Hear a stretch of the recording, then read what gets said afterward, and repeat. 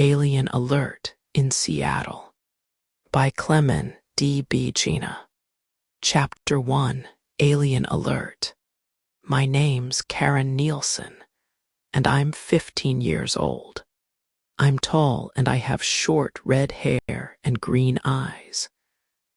I live in Seattle, Washington. It's a wonderful green city, and I love it. I live with my parents and my dog, Tex, in a yellow house with a lovely garden. Tex is a big brown dog, and he's 3 years old.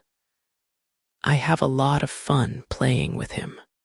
In my free time, I like playing volleyball, going rock climbing, and listening to music. I have a big music collection, and I love listening to music with my friends. I also like reading science fiction books. My story begins in August, a month before school started. My parents and I were having breakfast in the kitchen, and we were watching the local news on the television. Suddenly, the newsreader said, "Alien Alert." Early this morning, there was a report of an unidentified flying object near the Cascade Mountains, east of Seattle. 2 tourists saw a UFO in the sky above them. They said it was gray and round. They also said it didn't make any noise. Later this morning, a high school teacher saw the same UFO flying above her house. The Seattle police are investigating. "Wow," I said. "An alien spaceship here in Seattle. This is exciting." "Do you believe it?"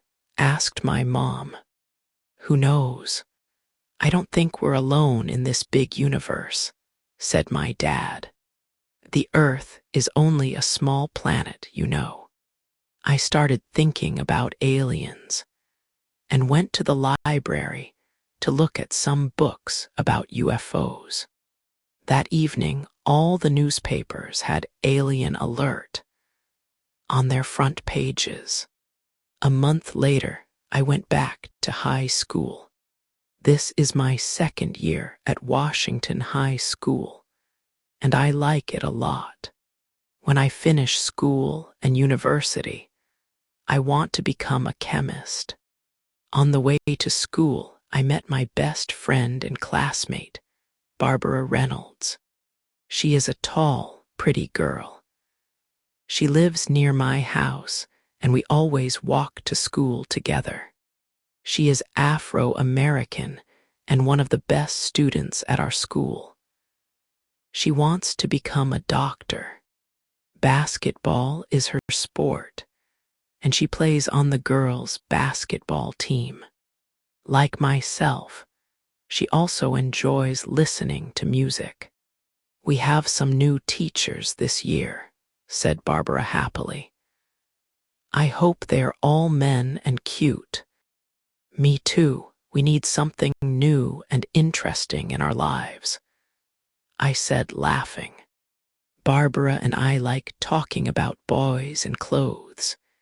It is fun. "Did you buy any new clothes for school?"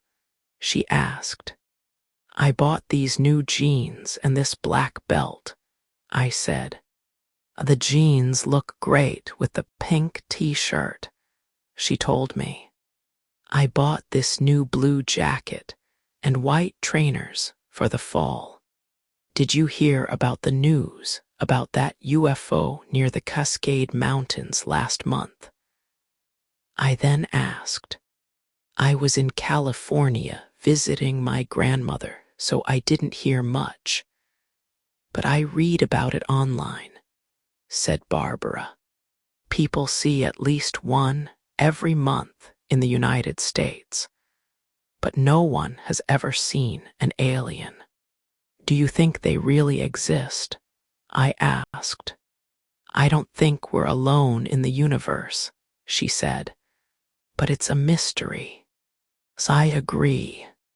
We got to school at 8:30 and went to our first class, science.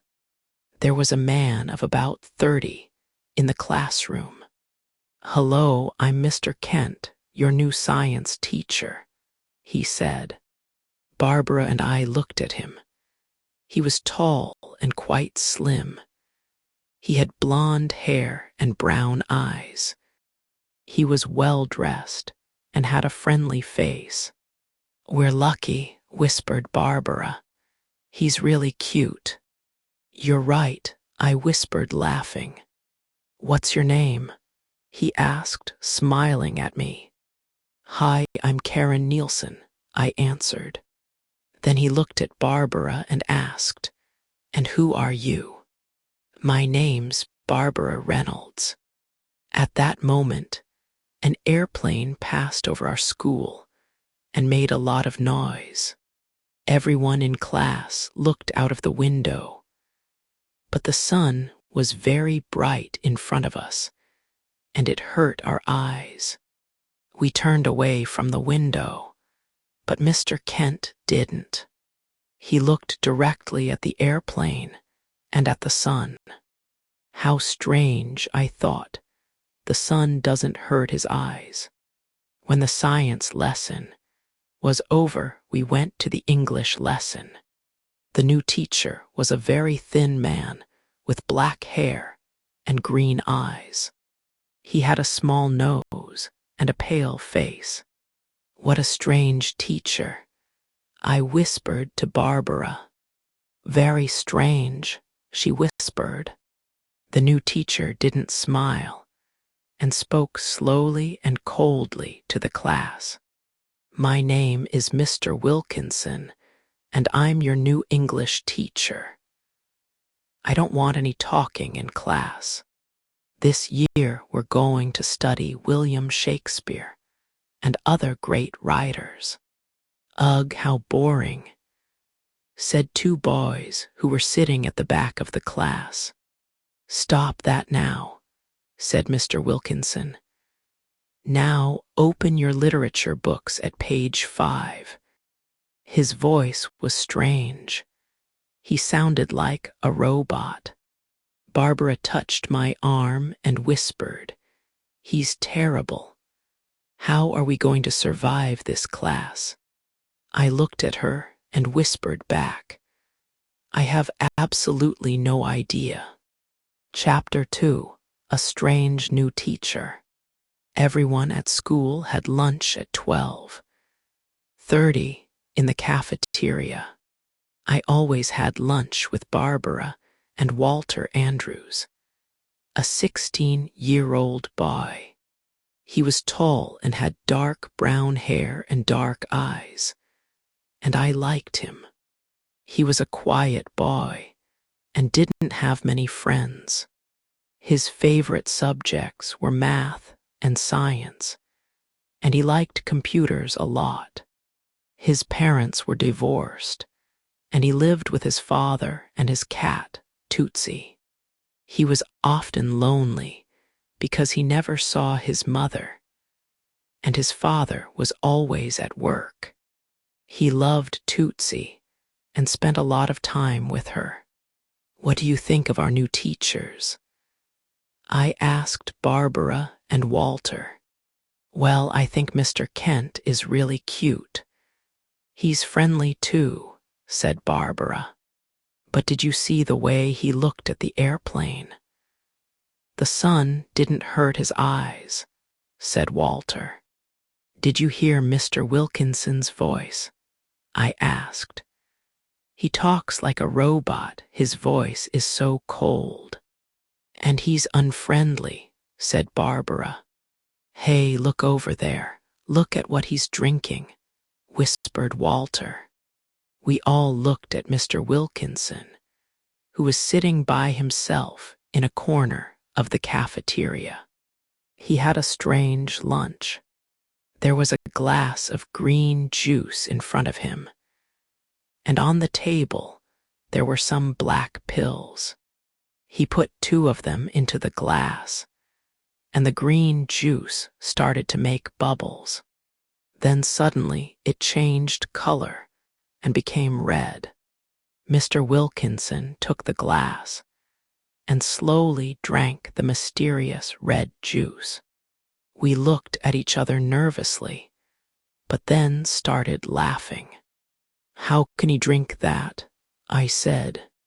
"Perhaps it's a new diet," said Barbara, "and that's why he's so thin."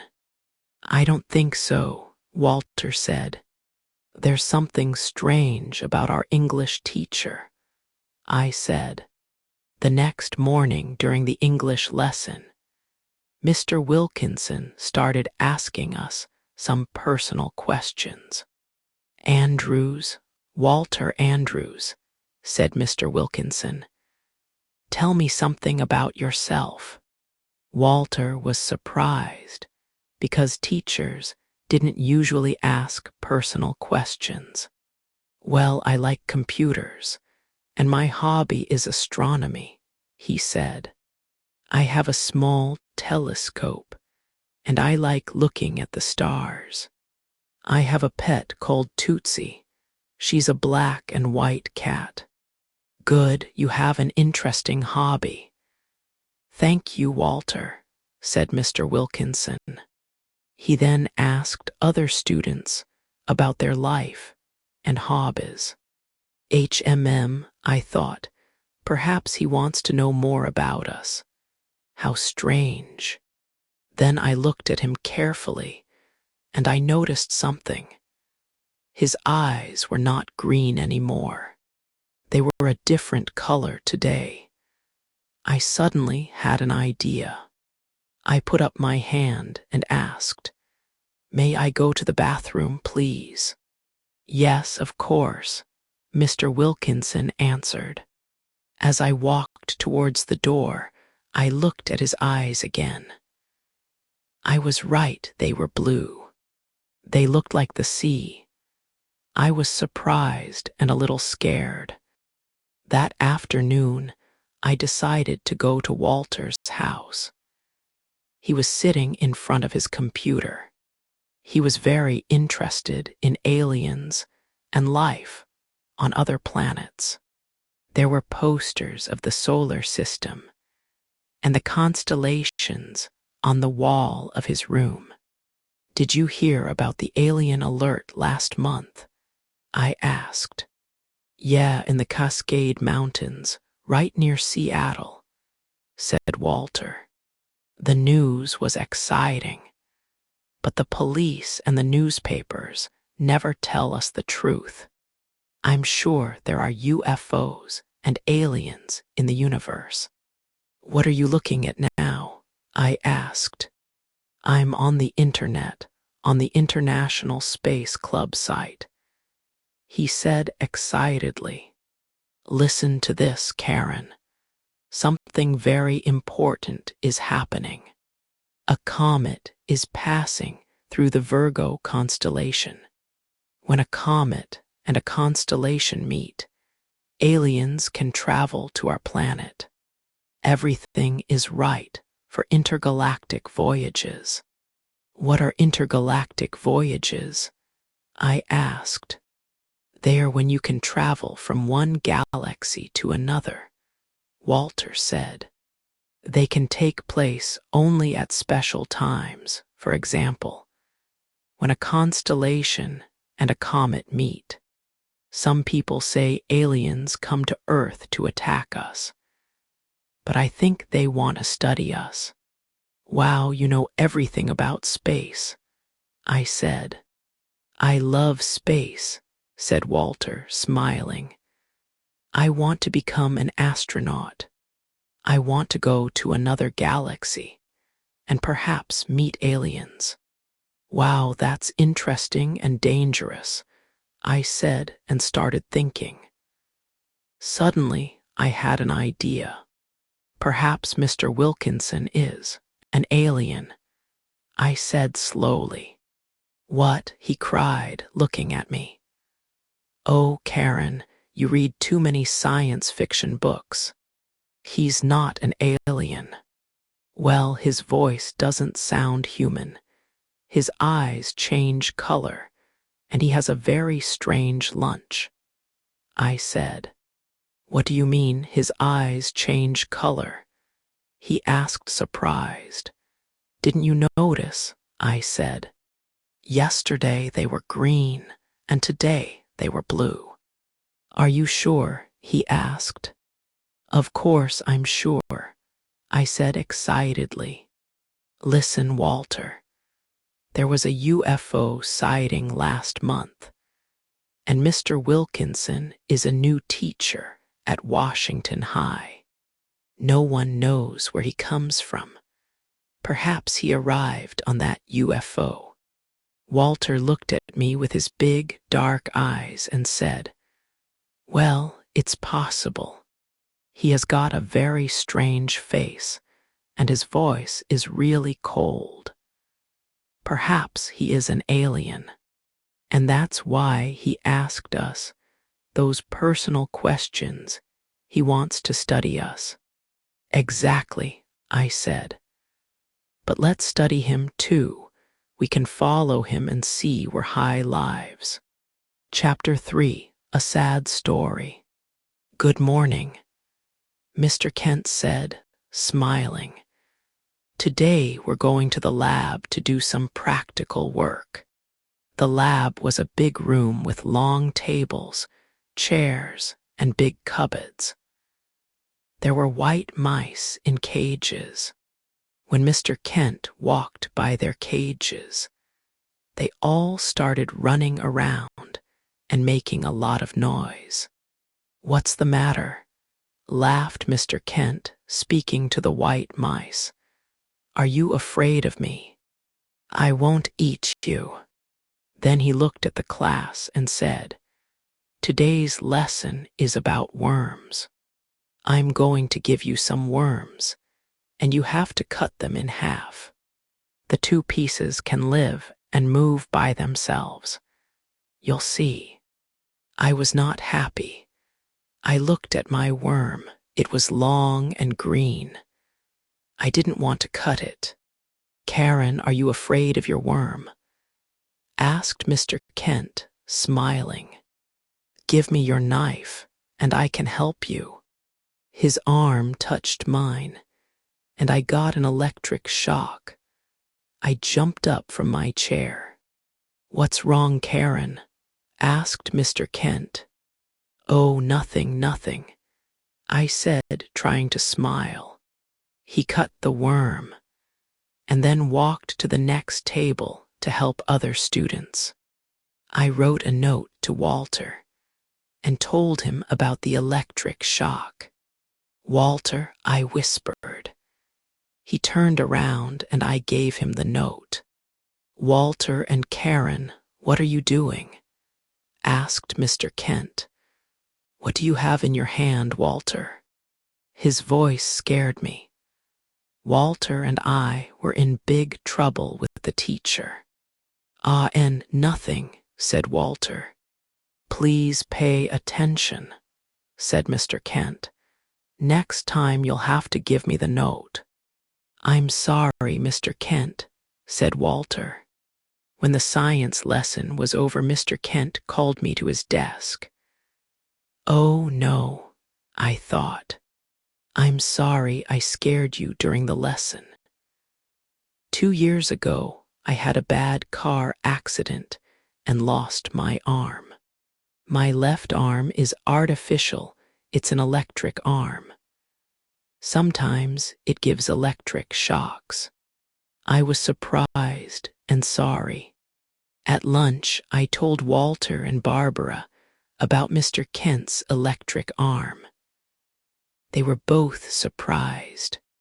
As we walked out of the cafeteria, we saw Mr. Wilkinson. Hello, Mr. Wilkinson, said Barbara. Oh, hi, he said, looking at us. His eyes were green again, but I didn't say anything.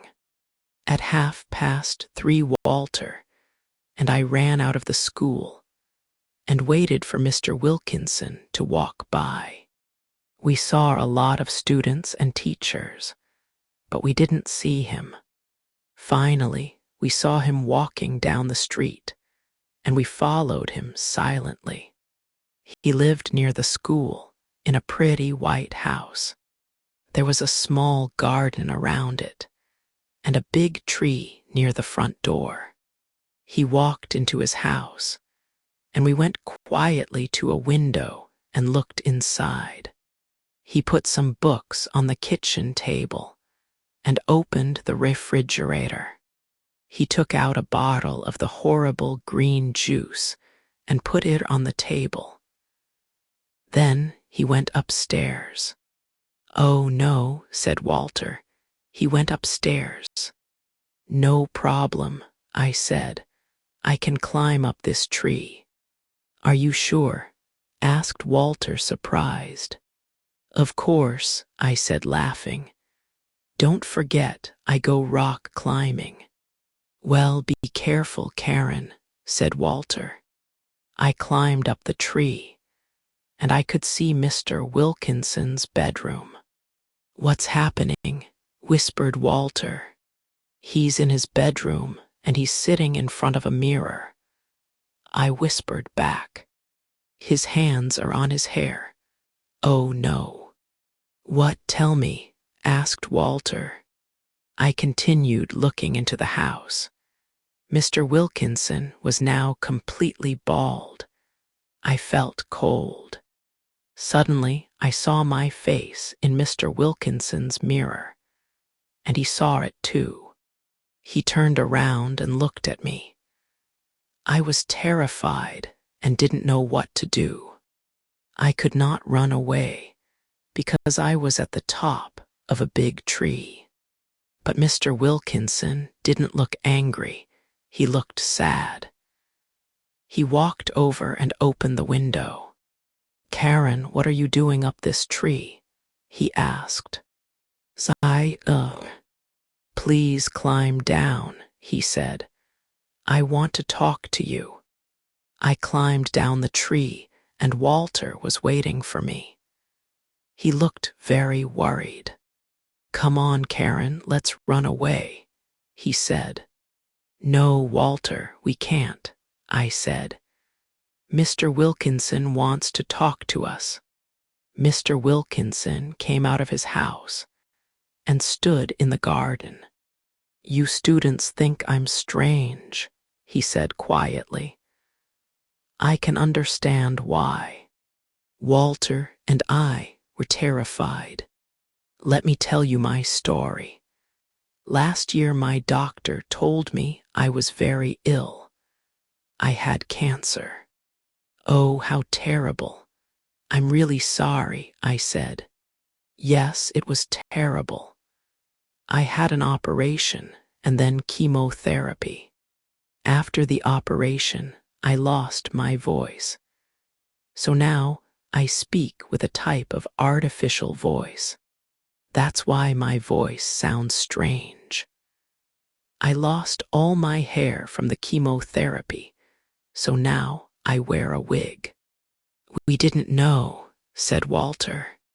"Mr. Wilkinson, we're very sorry about our terrible behavior," said Walter. "Yes, please forgive us," I said. "Oh, don't worry. I am getting better now, which is good," he said quietly. "May I ask you a question?" Walter said. "Of course." "What's that green juice you drink at lunch?" Walter asked. He smiled and said, "The green juice and the black pills are medicines." "But why do your eyes change color?" I asked. "So you saw that, did you? You kids see everything," said Mr. Wilkinson. "I wanted to do something different, so I bought a pair of colored contact lenses. I thought a new look could make me feel better." "Did the contact lenses make you feel better?" I asked. Mr. Wilkinson looked at me and smiled. "A little. It was nice having something different for a day. But it's my job that is really making me feel better." You like your job, don't you? Asked Walter. I love my job, said Mr. Wilkinson, smiling. It's wonderful to work with young people like you. Do you like Seattle? I asked. Yes, I do, said Mr. Wilkinson. It's a beautiful city with lots of parks and fun things to do, and I'm starting to make a few friends. Good, I said, smiling. Welcome to the Emerald City, we all laughed. Chapter 4. Who's in the computer room? After leaving Mr. Wilkinson's house, Walter and I talked about our visit. Both of us felt very sorry about our behavior. I think we learned a big lesson today, said Walter. Some people seem strange because they have problems, big problems. But they are people just like you and me, and they need our help and friendship. I agree with you, Walter, I said. But we learned 2 important lessons today, thanks to Mr. Wilkinson. We must help and understand others, and it's not nice to invade someone's privacy. I thought about Mr. Kent and his artificial arm. He was another person with a big problem. Well, the mystery is solved, I said. Mr. Wilkinson isn't an alien. He's a very nice teacher. We walked in silence for a few minutes. We were both thinking about Mr. Wilkinson. Hey, do you want to get an ice cream now? I finally asked Walter. Good idea, Walter said. Let's invite Barbara. Yeah, let's, I said.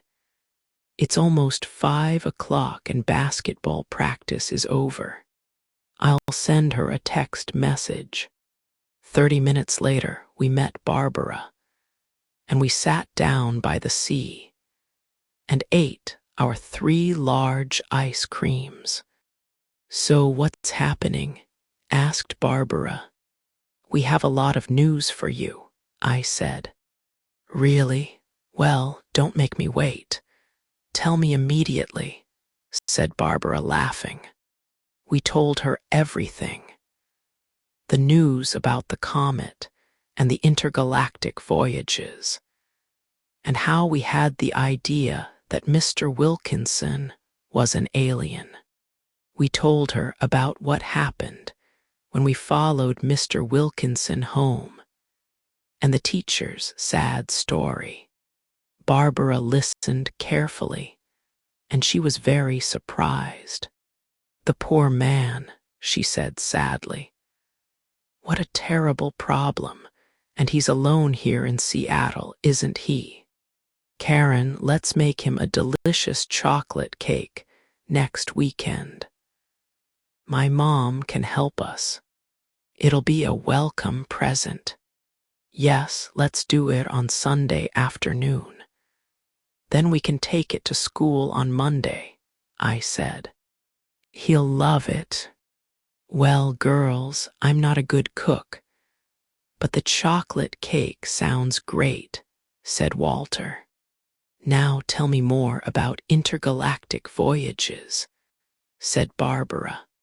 Yes, please do, I said. Perhaps aliens will come to visit Earth. Walter told us a lot of interesting things about UFOs and aliens. I suddenly noticed that it was getting dark. I tried to look at my watch, but it wasn't on my arm. Oh no, I said, where's my watch? Then I remembered. I took it off in the gym at lunchtime. I'm sure I left it there near the showers after volleyball. I must go and get it now. Don't worry, Karen.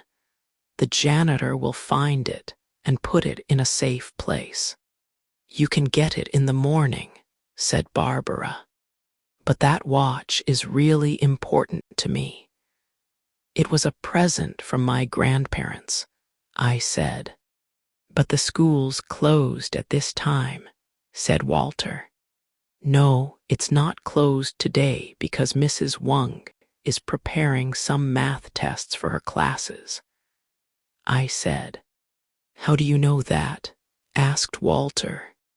I heard her talking to Miss Cruz this morning, I said. You know everything, said Barbara, smiling.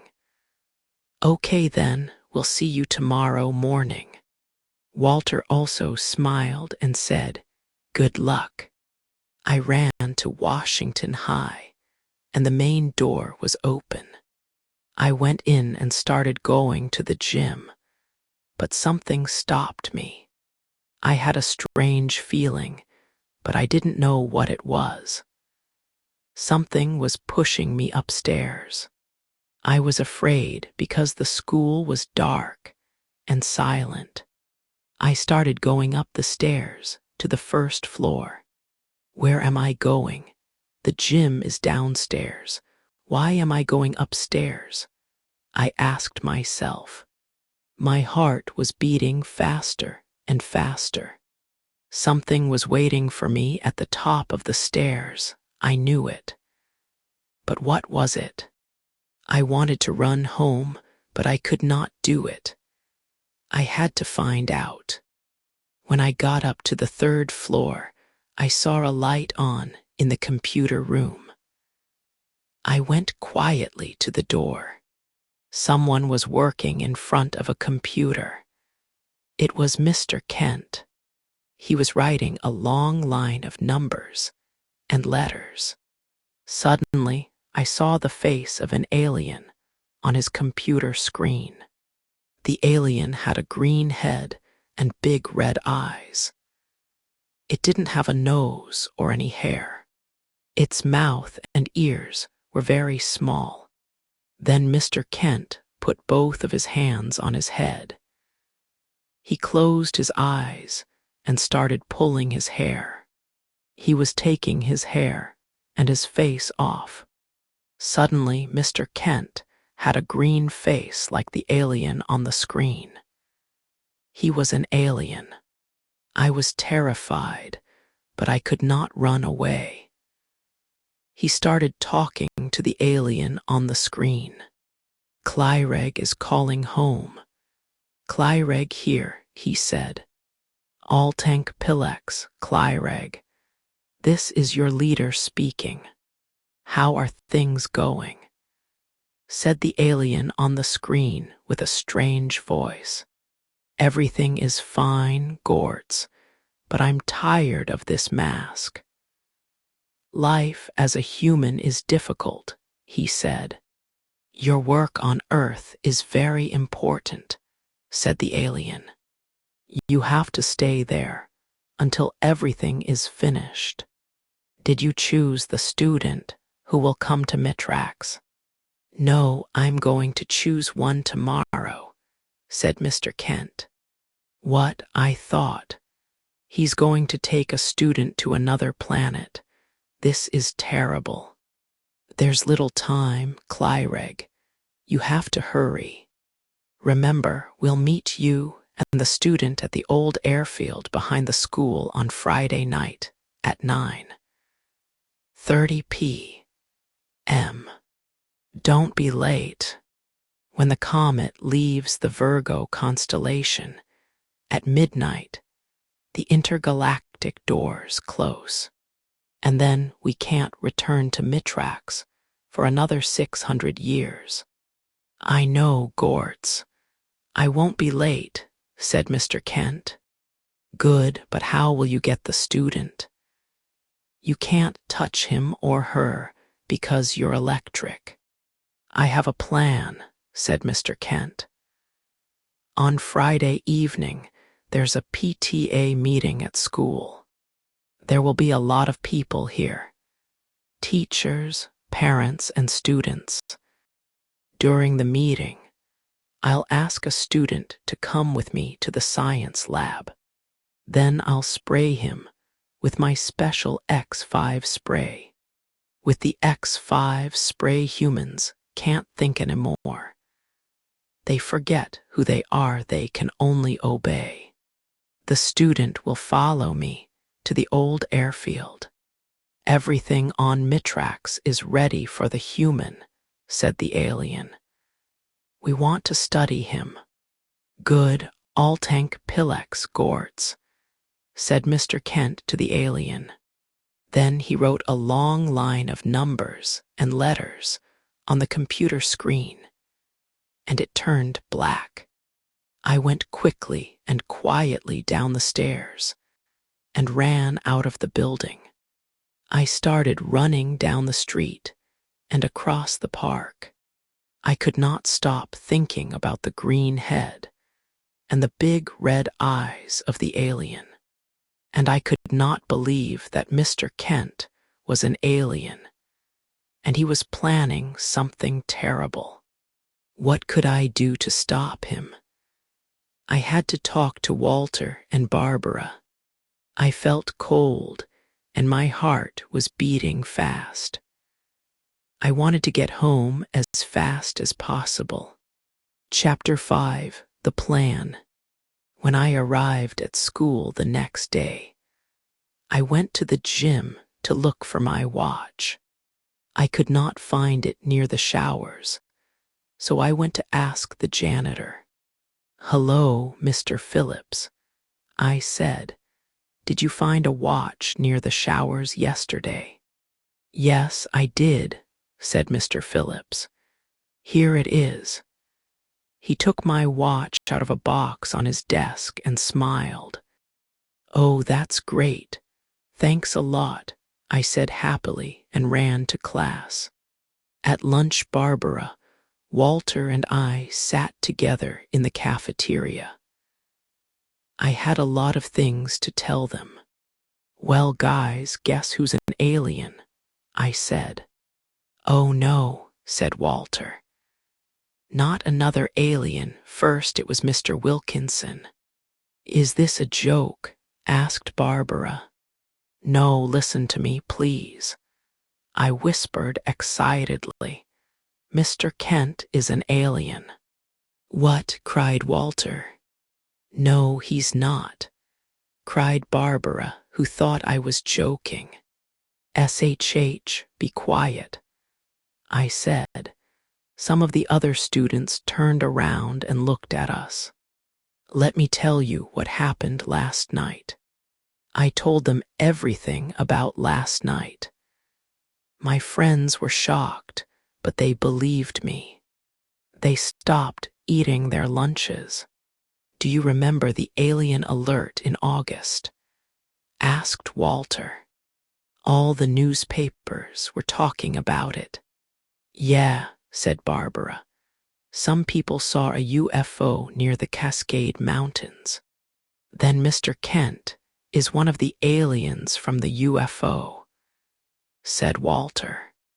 "Do you remember how he looked at the sun the first day of school, and how the mice in the cages were afraid of him?" "Wow. Aliens scare me," said Barbara. "A teacher who's an alien at our school." "I don't think aliens are bad," said Walter. "They're just different." "Now listen," I said. "Other aliens are coming to the old airfield Friday night in their spaceship. They want to take Mr. Kent and a student to their planet, Mitrax. They want to study humans." "A student," cried Barbara. "That's one of us." "We have to stop him," said Walter. "Are the aliens coming this Friday?" asked Barbara. "Yes, on the day of the PTA meeting," I said. "And today is Thursday. We only have one day to do something." "I have an idea," said Walter. "What is it?" Barbara and I asked. "We have to find the special X5 spray and take it away from Mr. Kent," Walter said. "Without it, he can't take the student." "Great idea," said Barbara. The spray is probably in the science lab or in his house. This afternoon, when he goes home, we can look for the spray in the science lab," said Walter. "But all the sprays and bottles are in locked cupboards, and we don't have the key." "Maybe my brother Matt can help us," said Barbara. "He's a policeman, and he has a special key that opens all doors." "Can we use it?" asked Walter. "Well, I can't tell him our story because he'll never believe it," said Barbara.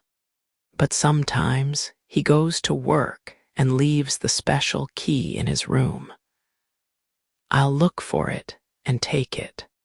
Then I'll put it back." "Be careful, Barbara," I said.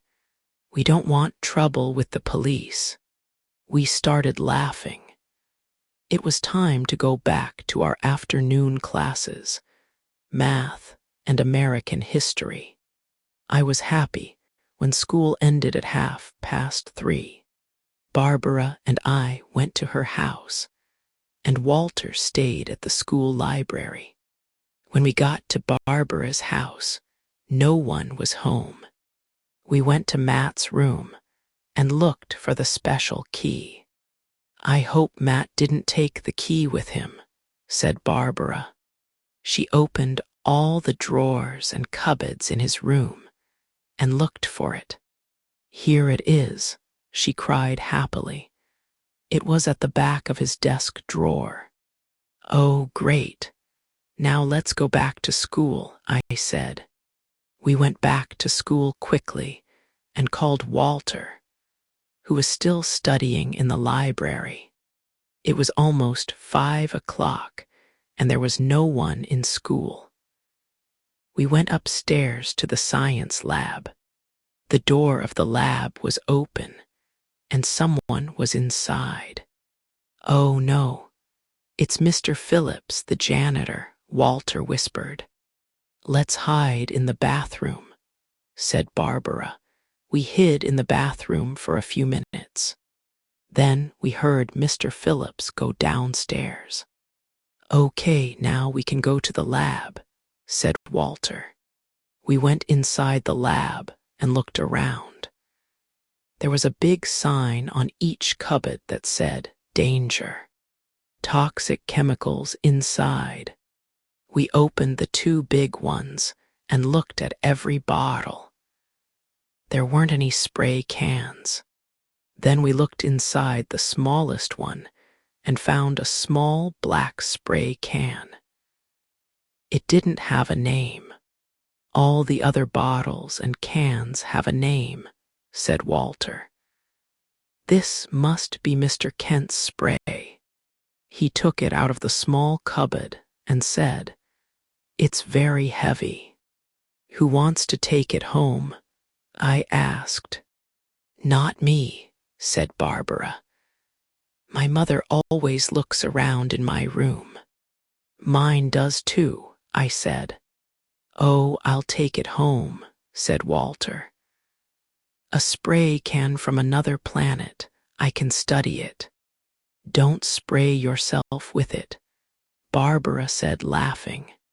Walter, Barbara, and I went home because we had a lot of homework to do. After dinner, the phone rang, and I answered it. "Hi, Karen," said Walter. "Can you come to my house? I have to talk to you." "It's 8 o'clock, and I'm doing my homework," I said. "Karen, please, this is important," Walter said. "Are you all right, Walter?" I asked. "You sound strange." "Please come, Karen. It's important." "Okay, I'll be there in 15 minutes, I said. I quickly put on my jacket and ran downstairs to the living room. My mom was reading the newspaper, and my dad was watching TV. Tex was sitting next to them. "Mom, I'm taking Tex out for a walk."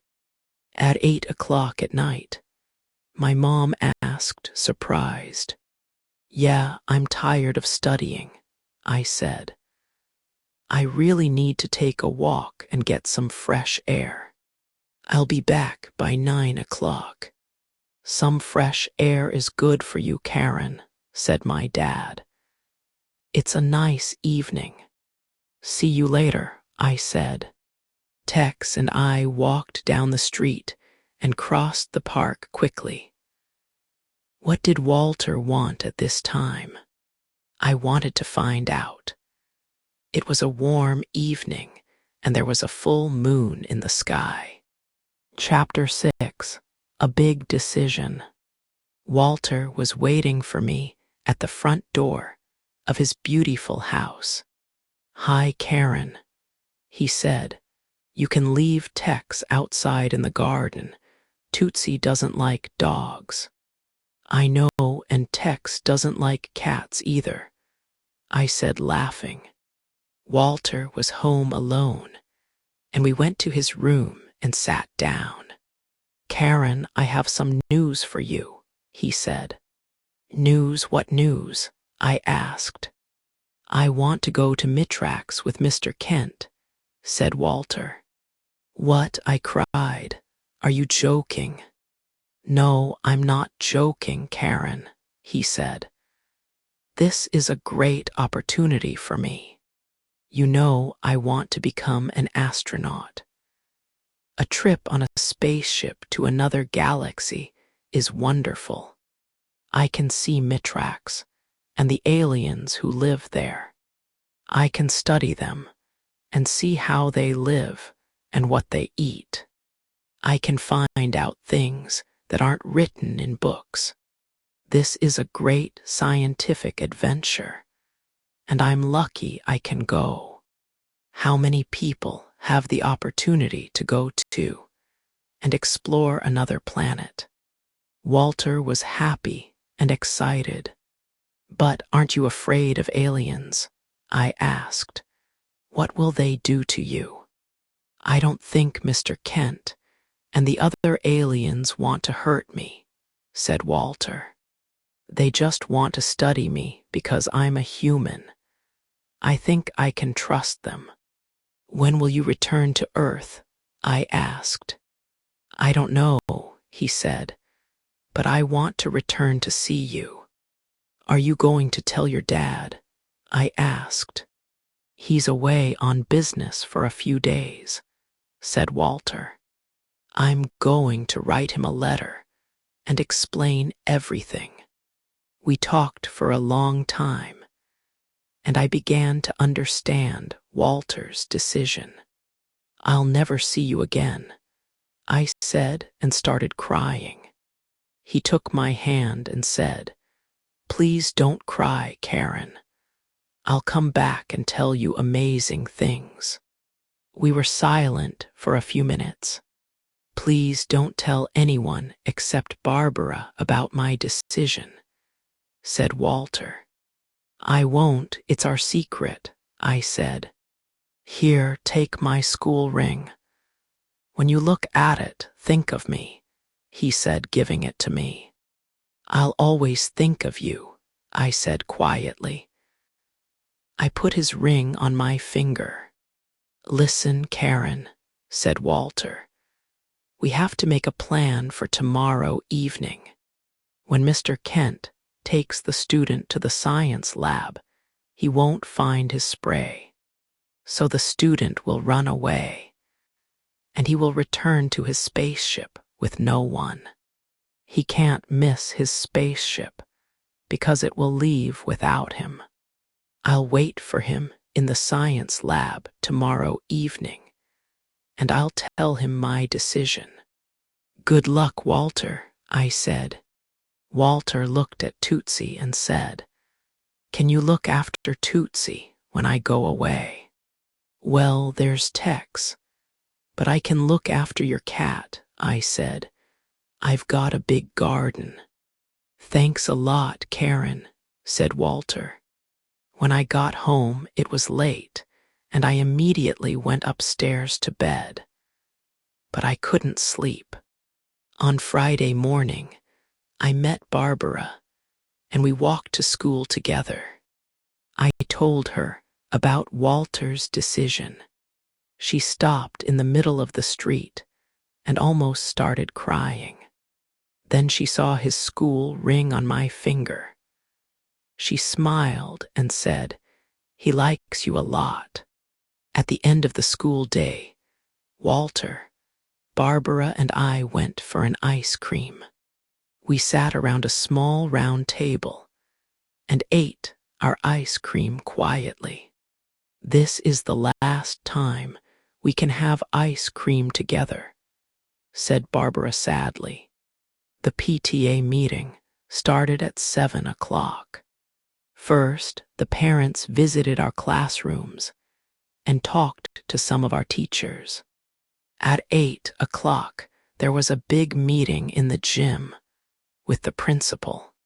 She was explaining about all the plans for the school over the next year. At about 8:15, Mr. Kent got up from his chair and went to see Barbara's family. He whispered something to them and then to Barbara. She was his choice. She got up and followed him. She wasn't worried because she knew Walter was waiting in the science lab. They left the gym and went upstairs. I decided to follow them. "Karen, where are you going?" whispered my dad. "Oh, I'm just going to the science lab for a minute." Chapter 7, The Old Airfield. When I got to the science lab, I slowly opened the door and looked inside. Barbara was standing near the table. Mr. Kent took out his key and opened the small cupboard, but he could not find his X5 spray. "Oh no," he said angrily. "Where is it?" I heard Walter say, "What are you looking for, Mr. Kent?" "Walter, what are you doing here?" asked Mr. Kent, surprised. "Are you looking for your X5 spray, Clyreg?" asked Walter calmly. How do you know my name and about the spray?" asked Mr. Kent nervously. "We know everything about you," said Barbara. "Yes, we know who you are and why you're here," I said. I walked into the lab and closed the door. Mr. Kent was very surprised and looked inside the small cupboard again. "We know about your plan, and I want to go to Mitrax with you," said Walter, looking at Mr. Kent in the eyes. "Leave Barbara here and take me with you. You can study me. I'm not afraid. I know you won't hurt me." "You want to come to Mitrax with me?" asked Mr. Kent, who was shocked. "Yes, I do," said Walter. "I want to find out about life on other planets." "That's a very brave decision," said Mr. Kent. "Mitrax is in another galaxy, and it's very different to Earth." "Are you sure?" "Yes, I'm sure," said Walter. "It will be a great experience." "Mr. Kent, can I ask you what Mitrax is like?" I asked. I wanted to know something about where Walter was going. "Yes, Karen, you can," he answered. "Mitrax is a small planet about half the size of Earth. There are no buildings, and we all live in spaceships. Our technology is much more advanced. Walter will have a lot of fun discovering all the new things." It sounded interesting. I looked at my watch and said sadly, "It's almost 9 o'clock. You're going to miss your spaceship. Goodbye, Walter, and good luck." "One day I'll come back," said Walter, looking at me. Mr. Kent walked towards the door, and Walter followed him. Yes, goodbye and good luck, Walter, said Barbara. Mr. Kent looked at us and smiled. I thought about the green face and the red eyes under the mask. I could not believe what was happening. You humans are interesting, said Mr. Kent. Walter, let's go. We have to get to the airfield before 9:30. Then they ran down the stairs and left the school. I looked at Barbara and said, let's follow them. We can see the spaceship and perhaps a few aliens. Yeah, let's go, said Barbara. There was no one at the old airfield. The spaceship was there, but the lights were off. It was gray and round. Mr. Kent and Walter were standing in front of it. Suddenly the lights came on, and a door opened. A tall alien came to the door. He said something to Mr. Kent in a strange language, and then another strange voice said, "The spaceship is leaving in 1 minute." Walter turned around and said, "Goodbye, Karen. Goodbye, Barbara. Have fun on Mitrax." I said, laughing and crying at the same time. Walter and Mr. Kent went inside the spaceship, and the door closed suddenly. The spaceship lights turned on, and it immediately went up into the night sky silently. Barbara and I watched it until it disappeared. Then we went back to the meeting at school. Barbara went to sit with her parents, and I went to sit with mine. "Is everything all right, Karen?" my mom asked. "Of course," I said. "This is a very interesting meeting," said my dad. "When it's over, we're invited to coffee and cake in the cafeteria." "Oh, okay," I said, but I wasn't interested. I was thinking about Walter, Mr. Kent, the spaceship, and Mitrax. Barbara looked at me and smiled. She was the only one who could understand how I felt that evening. 6 months later, the day after the PTA meeting, Barbara and I told everyone the truth about Mr. Kent and Walter. The news was on the front pages of every American and foreign newspaper. There were hundreds of articles about the UFO, Mr. Kent, Walter, and Mitrax. Journalists came to our school and interviewed us. They took pictures of us and the old airfield.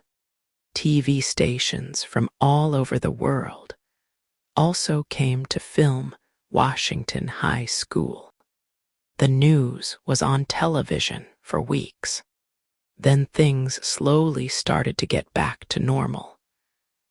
At school, we now have a new science teacher. Her name is Miss Lundberg, and I don't think she's an alien. But who knows? Mr. Wilkinson is feeling better, and he often smiles and laughs. He's starting to eat a big lunch in the cafeteria, like everyone else. We all like his English class, because he is an excellent teacher. He'll be our English teacher next year too. Tootsie now lives with us, and she's happy. She and Tex fought a lot in the beginning, but now they're friends and they play together. Barbara and I often talk about Walter, Mr. Kent, the spaceship, and our great adventure. Some evenings I sit in the garden, look at Walter's ring, and look up at the sky. I think of him on Mitrax. Good night, Walter, wherever you are. I hope to see you soon.